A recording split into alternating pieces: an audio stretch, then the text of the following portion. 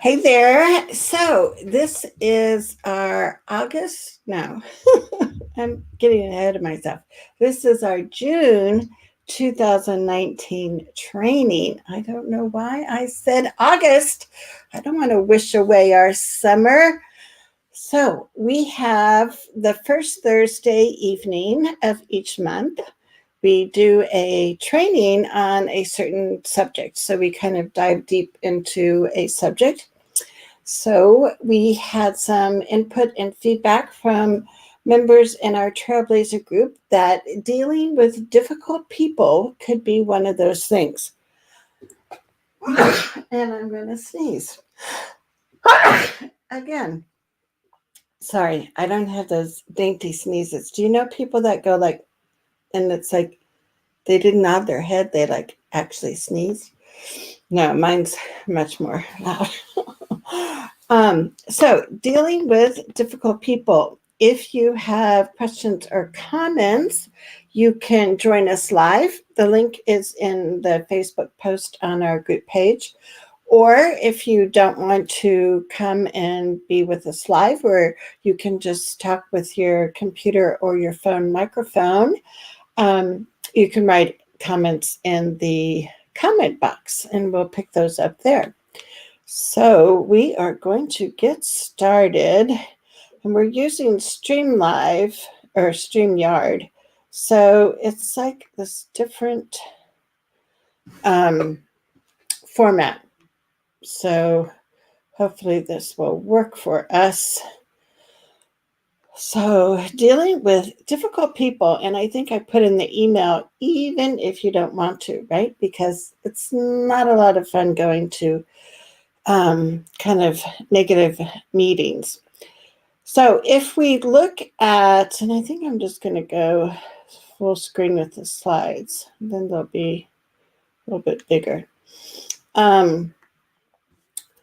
If you look at some of the well-known, professors, leading negotiators, William Ury, his last name is Ury, is like one of the foremost leaders when it comes to negotiations. And he talks about changing the game from face-to-face confrontation to side-by-side problem solving. And so that's our goal tonight is we're going to be looking at how to decrease that angry face-to-face confrontation and instead really seeing ourselves as a collaborative team working side by side with each other.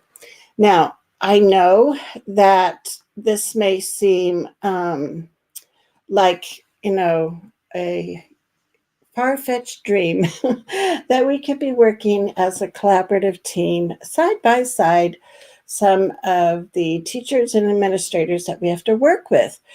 And I want to be totally honest with you. I know as a parent, it is still tough for me when I go to meetings for my son, Dylan, and we're working on things like writing his service plan or whatever that I word is that they call it for adults, that those emotions that I don't know, that that mama bear mentality still comes out. So my son is 30, and unfortunately, we are still having meetings with people because there is an agency that provides support for him as an adult. He rents a house with 2 roommates, and the agency provides staff that help all of Dylan and his 2 roommates. So that means, team conversation, team accountability, team written plan. It's kind of never ending. And yesterday we had a meeting, and I didn't cry, so I thought that was good. I didn't cuss, so I thought that was good. There was one time in the meeting when this supervisor had said something which I thought was like totally ridiculous. And my non-advocate mother mouth opened. And I said, give me a, and I like thought for a second or two, should I put in this F word I'm thinking of? But I didn't. So I just said, give me a break. My husband said he was like sitting beside me, just kind of looking like, oh my God, is she going to say the F word or what? But I didn't. But what I want to tell you is I am a mom like you are a mom. And even though my son is 30 years old, it still can be frustrating to go to meetings when people just don't get it, when they don't understand what inclusion in the community means. So I guess kind of the bad news is if your child is going to still need supports when they are an adult, you are going to still have to use your advocacy skills. So what we're going to talk about tonight, dealing with difficult people, it's like I told my husband, I said, I should have reread that before I went to the meeting yesterday because I just felt like I made a lot of mistakes. And that's part of me always reflecting after meetings and figuring out how I can do better the next time. But as we go through tonight's presentation, know that this is something that we want to try to achieve. I'm not at that high level of, this wonderful collaborative effort 100% of the time. I'm not there as a parent 100% of the time. I'm not there as an advocate 100% of the time. So these are strategies and techniques that we have to keep reminding ourselves. At least I have to keep reminding myself. And you have to keep practicing it on an ongoing basis. So that makes it tricky when you only go to a meeting or two a year, right? But a lot of these strategies you can also use when you're emailing, when you're having a phone conversation, when you're having an impromptu meeting or parent-teacher conference. So throughout the year, you are going to get enough practice with this. Also, if your child has, a lot of doctors and physicians that support them, the techniques that we're going to talk about tonight are things that you can use when you're having conversations with your child's private therapist, with their doctor, with insurance companies for sure, right? So know that you will have ample opportunity to practice, and it just takes continual practice because it's a process. It's not like do this and everything will be better for the rest of your child's school life. So know that. If you are watching us live, say hi. If you are watching the replay, say hello too. And know that you can write in any comments or questions you have, and I'll come back and be checking periodically where we are and what kinds of questions you have. So let's see if this is going to add to the screen. Okie dokie. So sometimes when we think of people that are difficult people, we might think first of a bully. But what other kinds of difficult people do you have to deal with? So think about school staff. Think about other family members, right? A lot of times there's disagreement among your family as to what's the best thing to do. Or, are you having disagreements with school staff? Is it with teachers, or is it with the administrators, or is it with the director at the district level? What kinds of difficult people are you having to interact with and deal with now? I think sometimes there's an ebb and flow to that as far as who is more of an ally and you can have great conversations with. And then throughout the year, you kind of find like these people are really hard for me to deal with. So think about that, because sometimes it can be people that are passive aggressive. And I also have a great skill in being passive aggressive. That's called sarcasm. And that is not an effective advocacy tool. And I think when I was younger, I sometimes used that passive aggressive behavior, and that wasn't helpful at some of my son's meetings when he was young. So it could be this person that just sits there quietly and like never responds to you, right? It's like, what? I didn't even know what they're thinking. There was one special ed director in a district where I was advocating in, and that director had the most flat affect you ever saw in your life. And you would never be able to tell how she was feeling by looking at her body language. So, and she was very difficult to work with. So there's a whole range of people. They're going to have different characteristics. One of the questions that I'm trying to think of who's asked that question now. Oh, Roxanne, is how do you deal with difficult people when you want to avoid any kind of conflict? Because that is a personality of some people.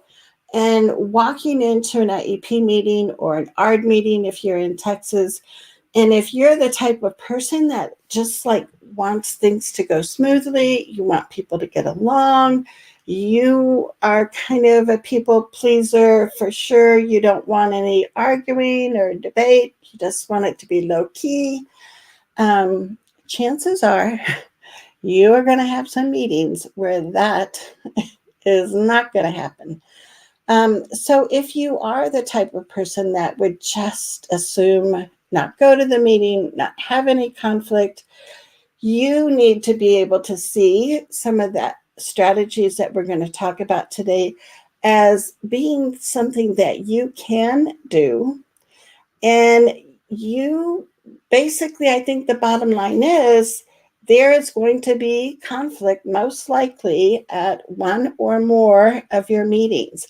And we just have to accept that and then use the skills that we're going to talk about tonight the best that we can. Because otherwise, if you don't speak up, if you don't speak up for your child, we know nothing is going to change, okay? So if you're a conflict avoider, we can have an anonymous group of conflict avoiders. But let me know, and we can talk through some other kinds of strategies that you can use too. So let's go back here and say hi to us so I know who you are. So I love this slide. One of the things that you have to do is to prepare. Not only prepare to go to an IEP meeting, but prepare if you know there's going to be some people sitting around that table that you just don't agree with, that it's really hard for you to talk to that person. So I love her face. It's like, yes, you got to get ready for this. You can do it. You can do it. And let's look at what you're going to have to do. So first is to really take some time to reflect and to get to know yourself and identify things about yourself. Like one, to know what are hot buttons for you. One of the things that's a hot button for me is when other people roll their eyes. And it's like, this is just like a body language thing. And maybe it would be better if I just ignored it. But if it happens several times during a meeting from the same person rolling their eyes and, hemming and hawing, and I call people out on it. So I know that's one of my hot buttons. And I know to, not like attack and yell at the person, but I need to say some assertive statement like, I see you rolling your eyes. Can you tell me what that means? How you're feeling? What are you thinking about what we just were talking about? And so I call it on the table to say, I see you rolling your eyes, but I don't make a judgment like, well, you must be like really upset with this, or you are like so tired of talking about this, or whatever. I don't make those judgments. I ask them, can you clarify? Can you give us more information about how you're feeling or what you thought of our discussion? And then I stop and pause and let them speak.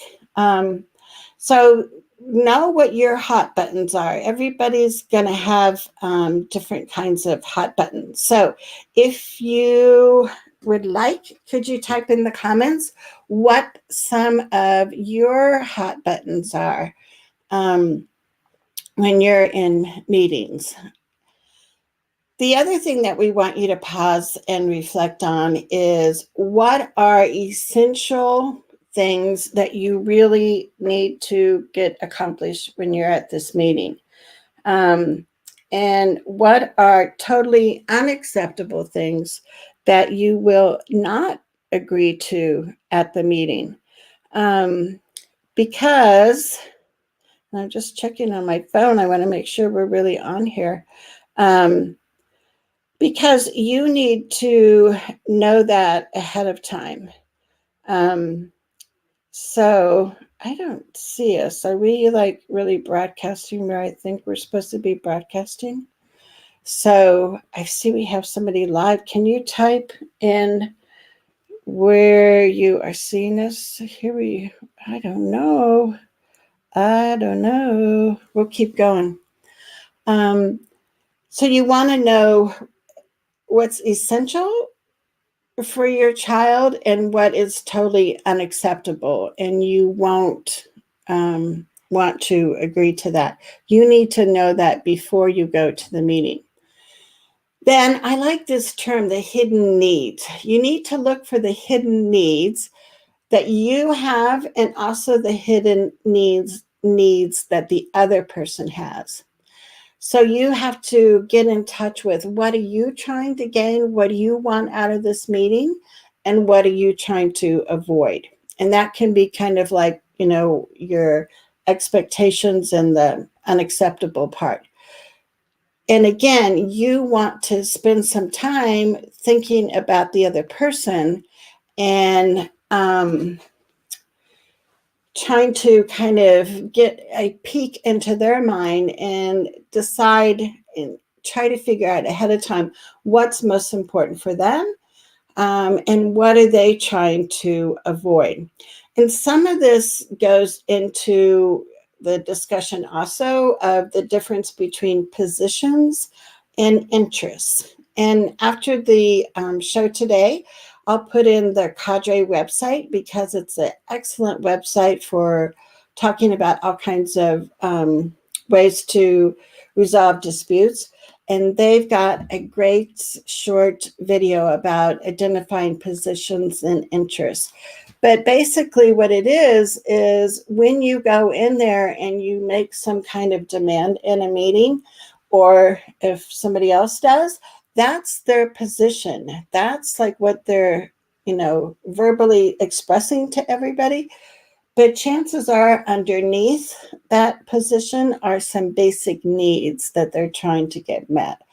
And so as a negotiator, which I think parents have to be negotiators, you want to try to figure out as much of that information ahead of time. So this is part of your prep work, that you want to look at the personalities of the people that are going to be sitting at that table, and figuring out ahead of time what their positions are going to be, where they're going to draw the line in the sand.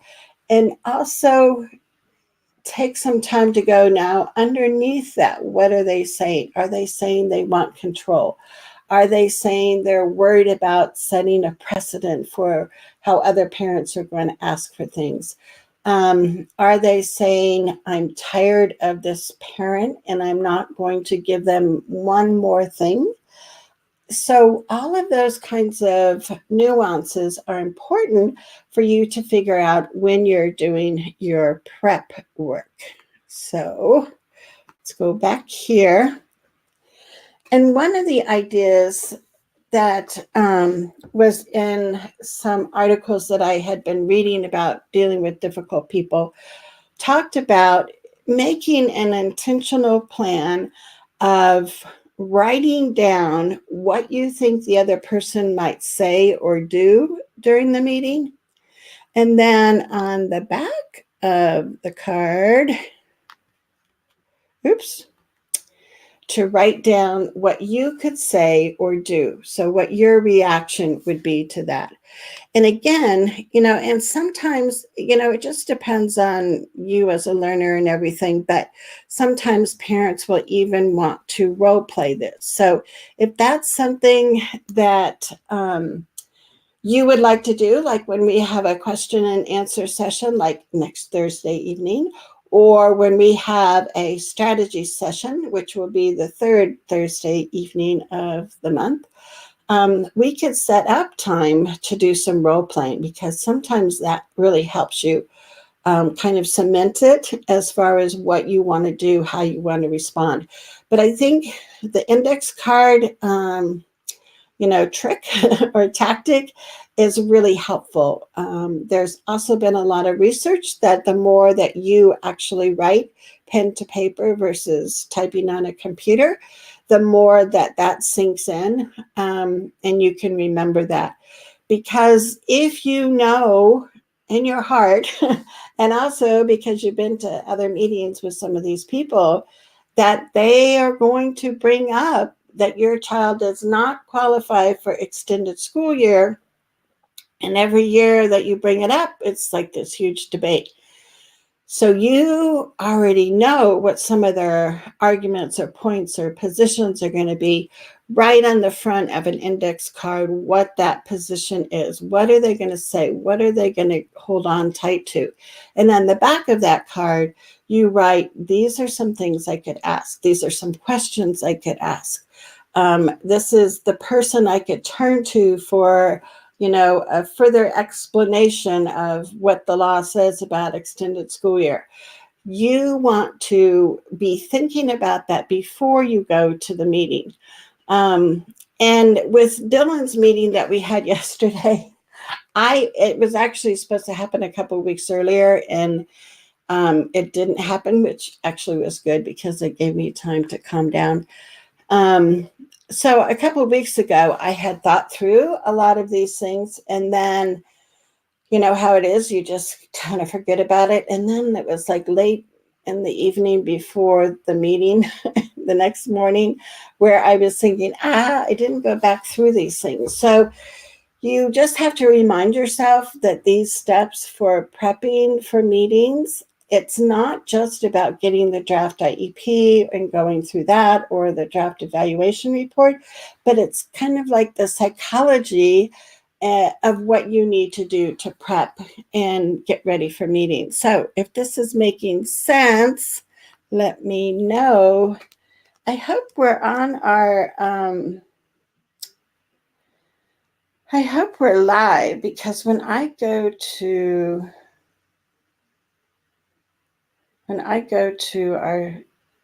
our page, I don't see us. Isn't that weird? Okay, we'll keep going and hoping that we are broadcasting this somewhere, right? So I think I'm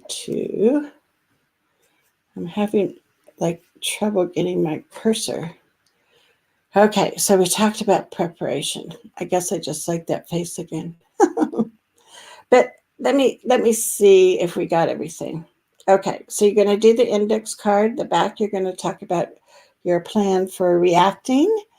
And you will be maybe surprisingly shocked how much better your meeting will go when you've done this kind of preparation. Okay, so we've talked about how to prepare. Now we're going to talk about what you do during the meeting, right? because it's one thing to try to figure out ahead of time. It's another thing, like, how are you going to react when you're in the actual meeting? So I was talking about William Urie's different strategies, and he has one that's called breakthrough negotiation. So there's 5 steps. I'll read them over here quickly, but then we're going to go into each step in a little more detail. So the first thing that he recommends, if you're in a situation where the other person is really angry, you feel like yourself, you're getting angry, his advice is try not to react, but instead go to the balcony. And we'll talk about what that means in a minute. Next, you want to try to disarm them by stepping to their side and working beside them versus that face-to-face confrontation. Step 3 is to change the game. You don't necessarily want to reject their ideas, but reframe their ideas. And so we'll talk about what that looks like. You want to make sure that you make it easy to say yes. You want to get a yes from the other people, and we want to make that easy. At the same time, you want to make it hard to say no.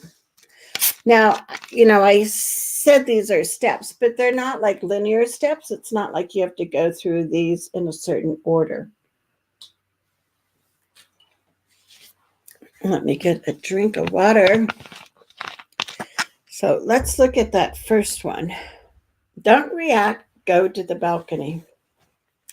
So what William Urie suggests is that we keep our emotions in check. We don't get angry and we don't give up.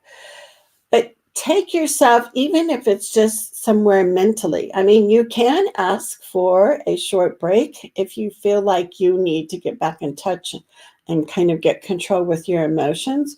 But sometimes you can sit there in the meeting and you can just kind of mentally take yourself somewhere else and get that picture of a more objective viewer of what really has been taking place in this meeting. And plan your response. Again, that comes with your prep time. So remember what that plan was for this moment in the meeting. And it was interesting when we talk about taking ourselves someplace mentally. I was it last weekend or a couple of had a workshop, an all-day workshop that he did about auditioning for movie and TV roles. And I went with Dylan, and I was planning on, taking my laptop and doing some work, but it was like really interesting. So I paid attention. And one of the things that the actress said was she felt meditation was really important for actors because when you have to play a character or when you have to shift and the emotion comes totally different.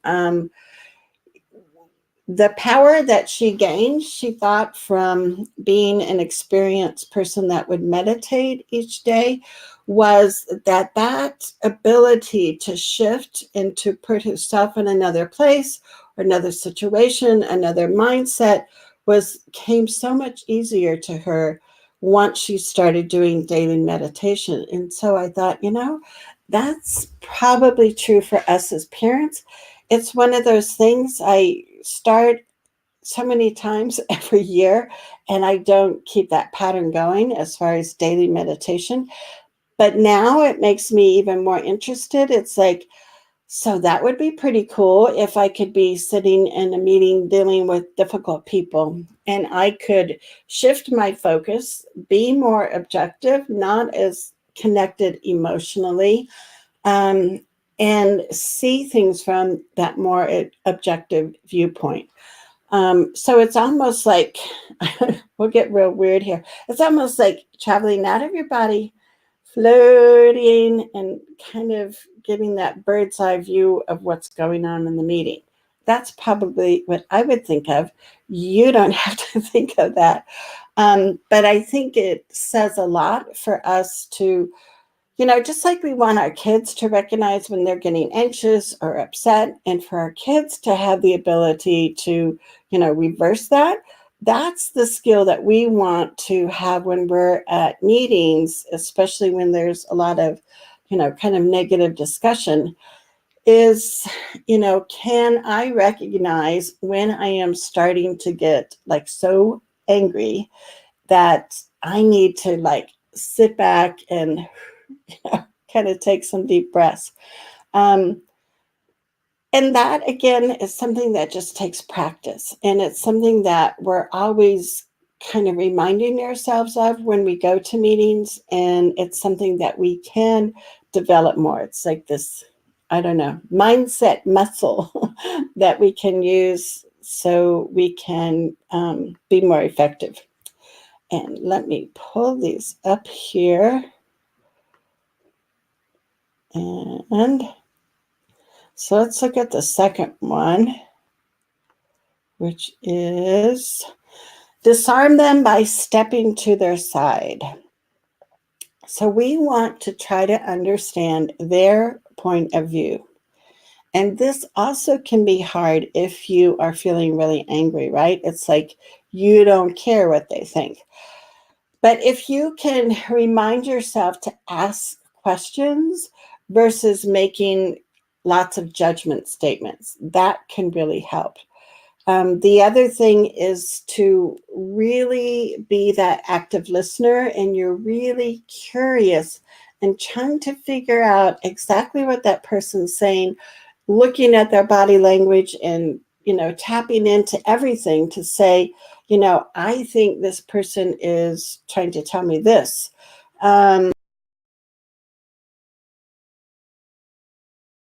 Strategy can be really helpful is to put yourself in the other person's, from their point of view. And if you do that prep work where you're trying to figure out what needs they're going to be met or that they want to be met, that is an exercise in trying to see the situation from their point of view. And I tell parents a lot of times when we're trying to advocate for change is we have to be marketers. We have to know that different people need different messages. We have to be able to tailor our conversation with the principal different than what our conversation with the general ed teacher is going to be. And part of that is because we know the general ed teacher is coming from a different point of view. Her point of view might be like, I love this kid.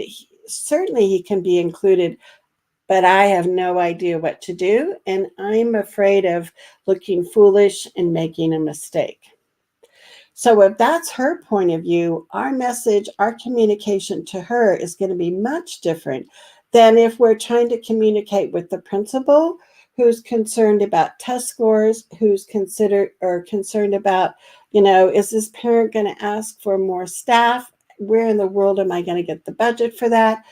So our conversation with the principal, if he's coming from that point of view, our message has to change for that person. And it's challenging because when we sit in an IEP room, how many people are sitting around the table, right? And each one of those persons has a different point of view, probably. So that mental shifting of the conversation we have is really important.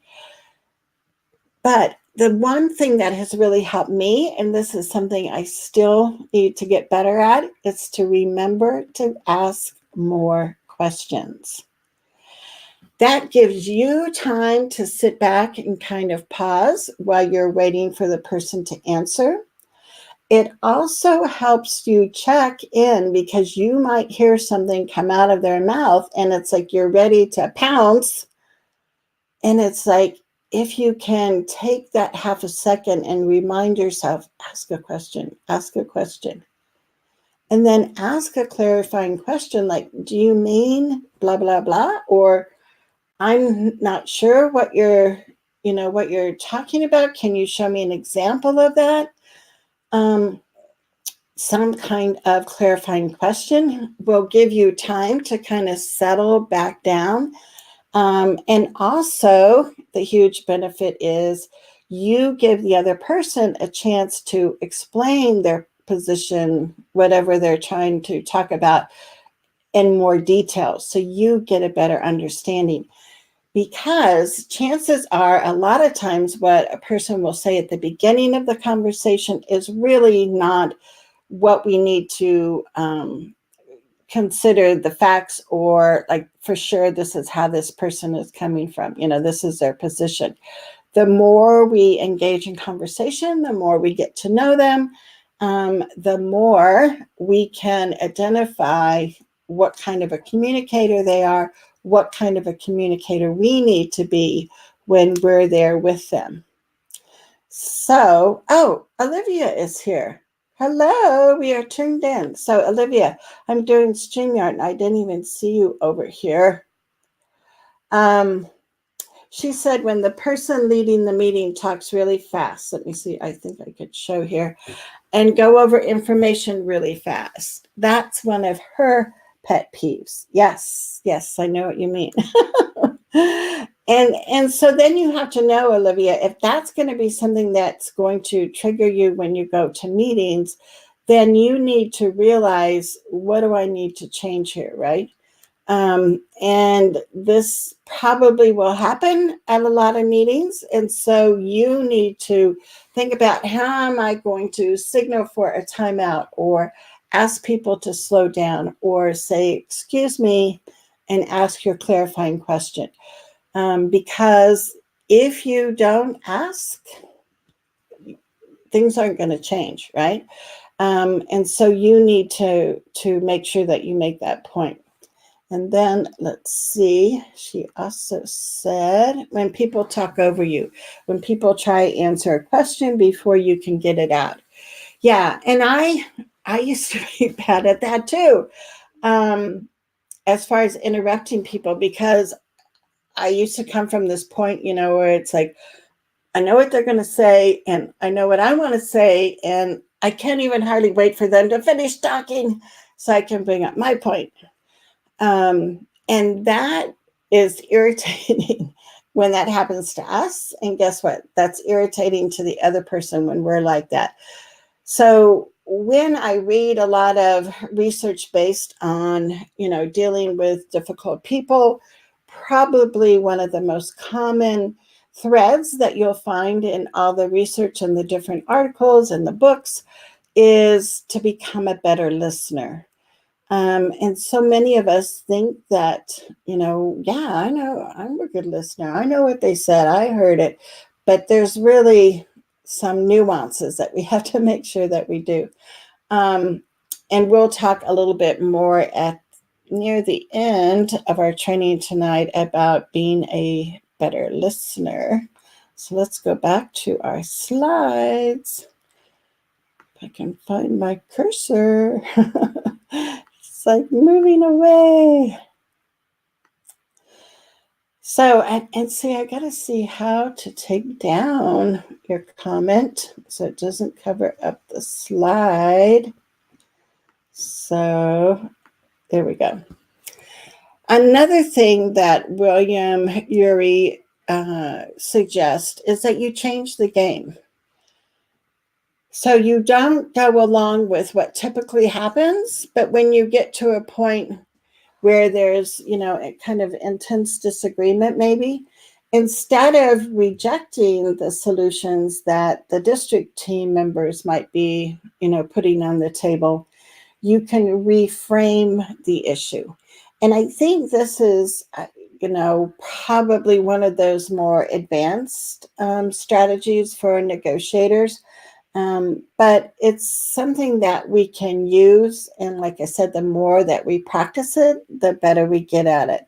So instead of playing their game where like they're going to suggest something and we're going to automatically say no, and then they're going to come back and say, well, that's the only option, and we're going to come back and say no. we want to reframe the issue. And that's another thing that I think, and, kind of try to see yourself objectively looking at the situation instead of coming from a real strong emotional level.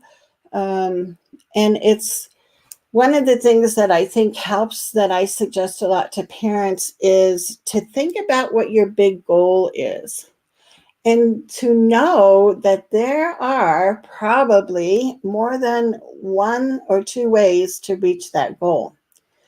And if you come in demanding this one way to reach this goal, it's going to be really hard for you to get agreement with the whole team if they don't see eye to eye with what you're asking for, right? So one of the examples that I use a lot, because it's familiar to lots of families, is a parent that's demanding a one-on-one para for their child. And what I see here is that, the parent sees that as their big goal. I want to get a one-on-one para for my child. However, when you ask clarifying questions, you find out that it's not necessarily a one-on-one para for your child, but it's you're worried because there's not a fence around the entire playground. And you're worried your child is going to get out at recess time and get off and run off from the school. And then as a parent, you think, wow, the only way I can, make sure my child is safe is that school needs to put a one-on-one para with him. Well, that's one possible way to solve that safety concern that you have for your child. But that's not the only way that your child can be safe on the playground. So can you think of some other things that could happen? What else could you do? What else could the school do differently so your child would be safe on a playground that does not have a fence that, goes the entire, it's not circumference. What is it? The entire area of the playground? What else? What else would make your child feel safe? What would help you not worry about their safety? Besides the one-on-one para, what else could be done? So type in the comments so I can see what your ideas are. And I can get a drink of water while you're typing it in.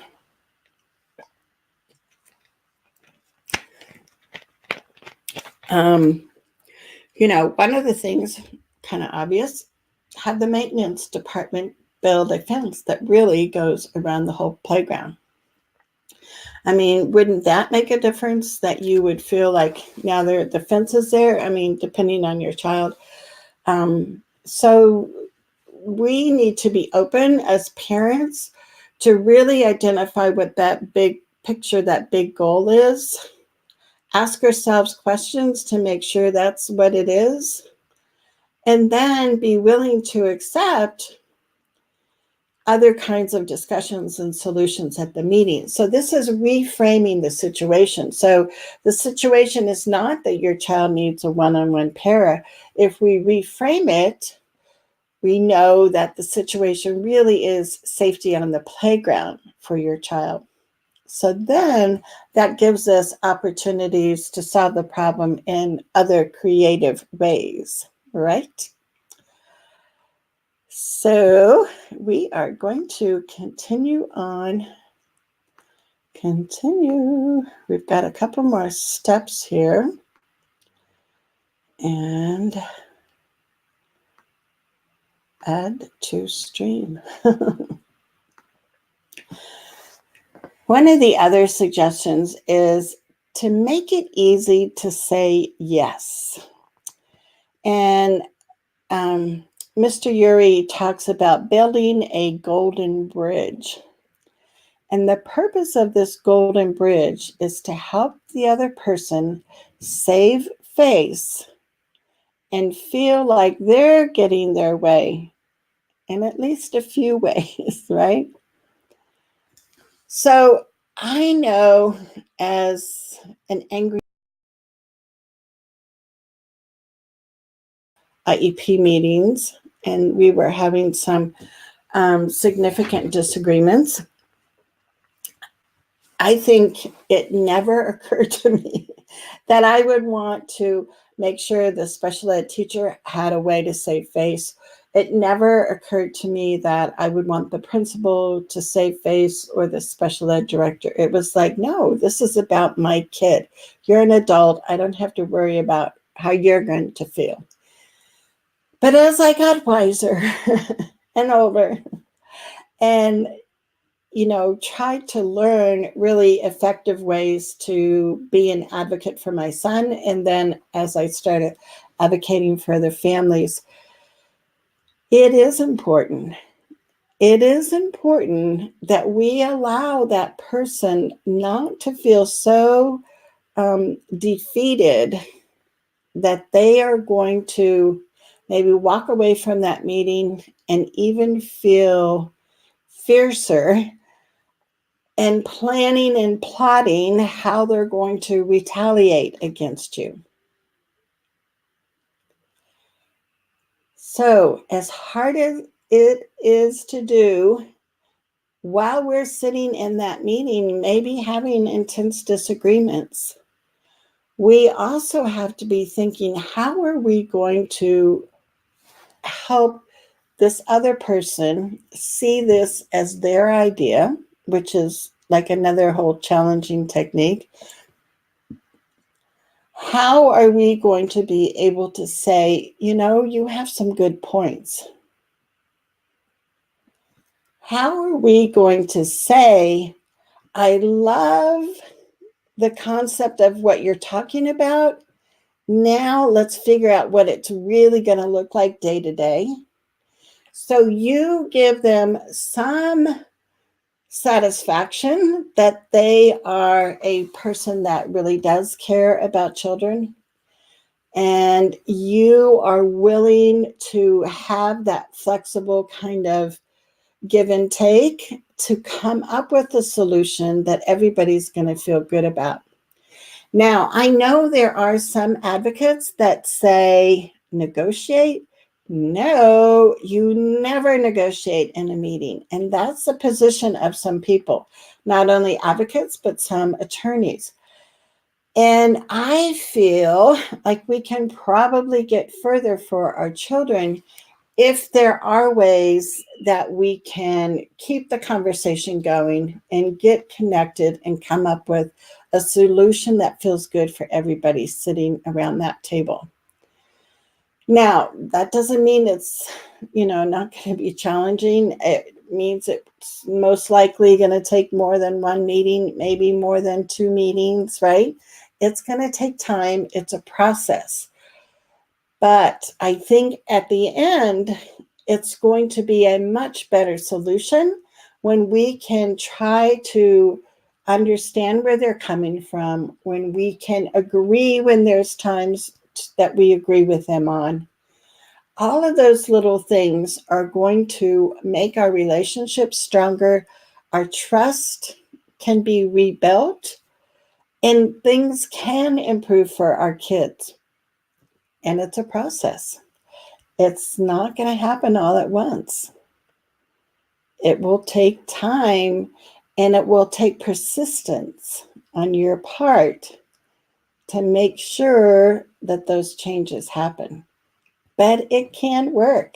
I mean, I can talk about a lot of cases. I mean, we just had a case of a little guy, and the school was like, nope, we don't need to test him. He's doing okay. We have our classroom data to show he's doing fine. He'll outgrow it. He doesn't need an evaluation.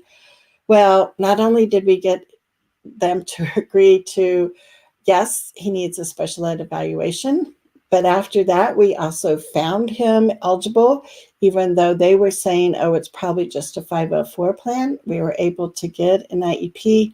We were able to talk and ask questions and get a well-written IEP by the end of our 3rd meeting. But that takes time, and it takes persistence, and it takes support, because it's emotionally draining to have to sit through meeting after meeting, hearing what they're saying about your child and knowing that your child is so much more capable. So that's what our goal is when we're learning these strategies of, you know, learning how to deal with these difficult people, because it is a challenge.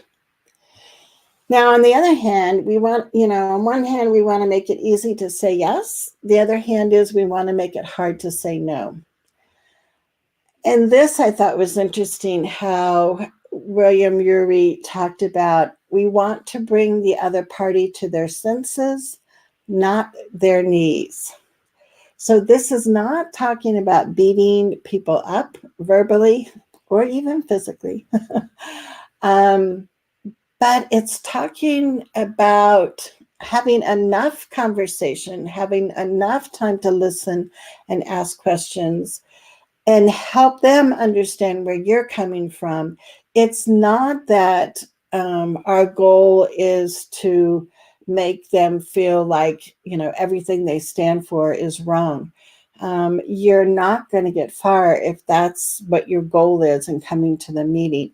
Instead, we want to help educate them about the situation. We want to share why inclusive education is so important and critical. We want them to help understand the consequences of, if your child is not included, how that is not only going to impact your child for this year, but for years to come. So those are some of the tactics that seasoned negotiators say are really critical. Those kinds of skills are critical for us to develop. As I said at the beginning of the training, this is a process. Some of us do parts of those strategies better than others. I am still working on all those strategies in different days. I'm at different levels of competency with them. But you can do this. And I guess part of the other thing is that's why it's so important, I think, for parents to have somebody else attend the meeting with them. I attend a lot of IEP meetings around the country, and I do it virtually through like Skype or phone conference calls. Although I'm not physically sitting next to the parent, I can still be there supporting the parent and helping them, remembering the questions that they want to ask, or I can be there to clarify something and give the parent a few minutes to just like collect their thoughts, right? So if it's not an advocate, if it's your next door neighbor, if it's your spouse, if it's your best friend, you want to bring somebody there to that meeting with you. And that is something that isn't new advice, right? We've known that for a long time. So let's look, we're going to end with some additional tips, and then I'll see if we have any more questions. So the one that we talked a little bit about near the beginning was actively listening. And this means that you really are trying to understand what they're trying to tell you. And you're engaged, you're looking at them, you're really listening. Because this is like where that communication breaks down, when we don't, stop and really listen to each other. And you know that you've done a good job by actively listening when you can summarize what you understand what the person said, but repeat it back in your own words and clarify and see, is this true? This is what I'm hearing, The other thing is asking those open-ended questions, encouraging the person to keep talking about everything that's bothering them or why they are so opposed to the decision. And that's where you want to dig deeper. You don't want to just take their first statement as to why they don't believe in inclusive education. You want to keep the conversation going because you're going to uncover more and more as you talk with them. And what is near the bottom there is what is like their kind of, I don't know, their basic beliefs. And that's important for you to be able to identify. And one of the ways that you do that is continually to ask more open-ended questions. And then the other point is to remember that if you want them to acknowledge your point or what you believe in, we need to acknowledge their point also.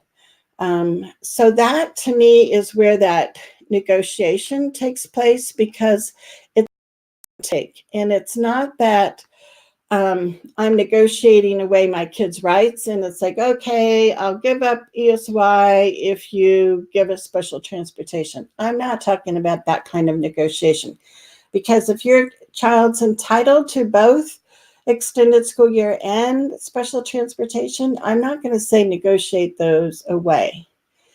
But I do think there are times when we need to stop and we need to acknowledge that that other person made a good point, and it's okay to acknowledge that. And we model that behavior because then we want to see them starting to acknowledge us and our opinions and what we bring to the table. So I'm excited that you are here. Know that this video will stay up. I hope it's in our group. It's like, where are we? And that you can circle back and ask questions. And this is one of the nice things about our monthly membership group, is that we have the ability to, in a small group setting, have great conversations, and you can ask your specific questions. And it's not only me giving suggestions and advice, but the other parents in our group too. So I so appreciate you being here with us. You making our community a safe place for parents to be, for them to try to,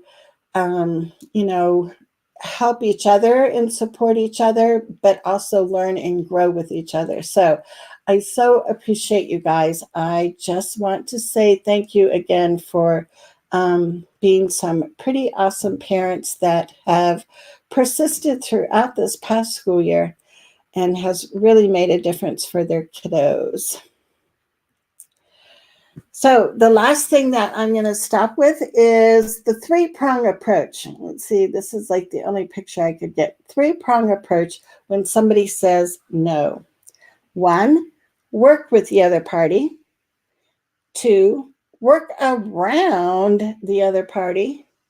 Or 3, work without the other party. So let's see what happens. So when someone says no, you can try to still work with them, right? You're going to be exploring their interests, their emotions. You want to be able to brainstorm a variety of solutions, not just my kid needs a one-on-one pair, but how can we make sure my child is safe?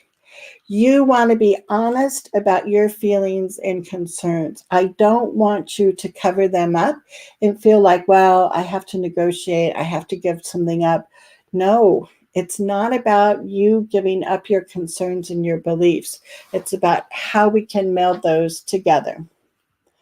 And the second prong is when someone says no and you can't get anywhere with them, you can work around them and build a strong coalition to influence the person. That would be one example.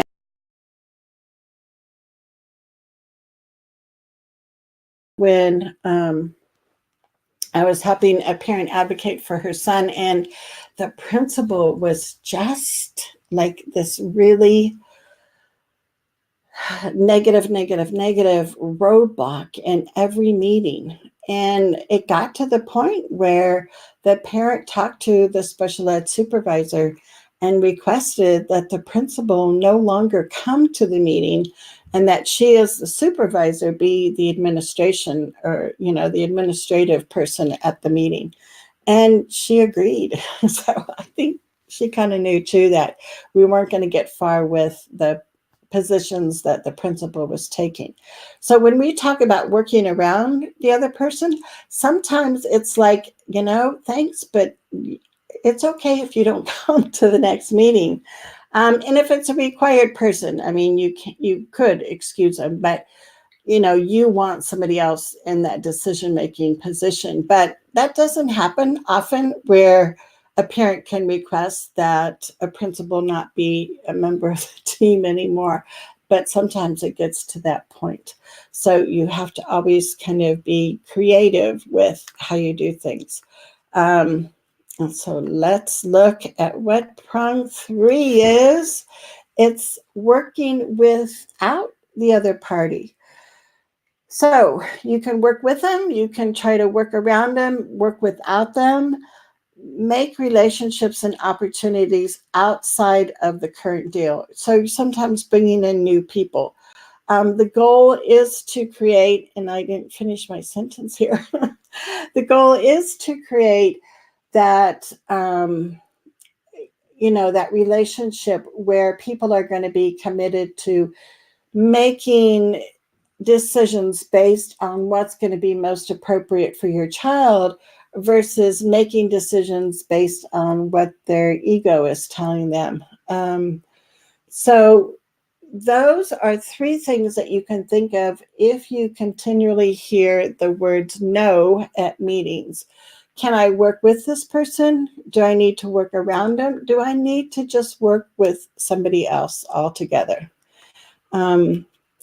Because the end result is we do want this side-by-side problem-solving team versus that confrontational, face-to-face, angry, yelling kinds of things that happen at some of the meetings. So I hope this was interesting for you. It will stay up in our members area, and it will also be after we do these videos. I leave them in our group and then sometimes forget to put them in our resource library. But like I said, when you have time to look at the replay, come back and ask some questions and we can continue the conversation. Next Thursday evening in our Trailblazer group is going to be our Q&A time. And I will put a post in our group. And if you want to think of questions ahead of time, you can put them in that post. And then you can also be with us live next Thursday and ask your questions live too. So Olivia, thanks for being here. And for others that are watching the replay, I hope that your week goes well, and we shall see you next Thursday, same time, same place, as long as we're in the right place, right?